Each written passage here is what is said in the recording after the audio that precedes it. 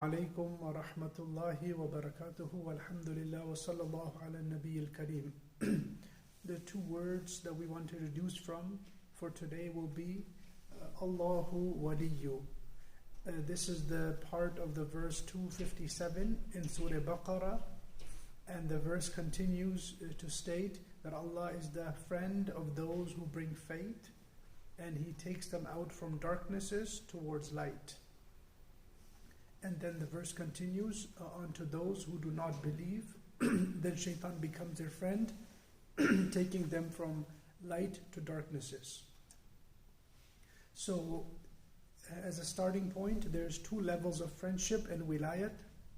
And wilayat with Allah subhanahu wa ta'ala, the first stage is the mere belief in Allah subhanahu wa ta'ala. So anybody who becomes a mu'min, a believer, as this verse states, Allahu waliyul ladhina amanu, Allah is a friend of those who bring faith. So just being a believer makes everyone a friend of Allah. And the second stage, the higher stage, towards which we should all be working, is وَهُوَ يَتَوَلَّى الصَّالِحِينَ. Allah is a friend of those who are righteous. So that's the two stages. And continuing with the point here is that friendship demands helping out.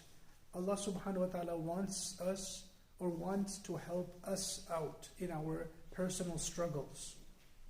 That would mean He finds ways for us to come out of our personal struggles and darknesses towards that light.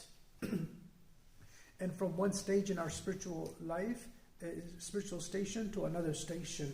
And that's where the wisdom of sins comes in. Allah subhanahu wa ta'ala has created sins so that when a believer forgoes a sin, that becomes one more reason for him becoming closer to his Lord. So think of sins as a source like a source of putting into a fire. And the more you put more sources into the fire to burn, more material, the more you'll have light. So if a person is sacrificing their financial gains because they're haram gains, that would be a reason for their iman increase and them having more light. And likewise, a person sacrificing their emotional haram needs and avoiding them and then moving on towards the love of Allah subhanahu wa ta'ala, that would be another reason for him having more iman, light.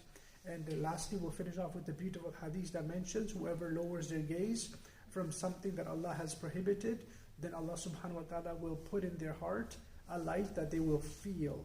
So again, it hints towards this wisdom that Allah has created opportunities of sins, but when a believer restrains himself, Allah subhanahu wa ta'ala increases him in light and iman. And may Allah give us tawfiq to benefit from these beautiful opportunities that Allah gives us to become better people. Wa akhiru da'wana alhamdulillahi rabbil alameen wa sallallahu ala nabiyil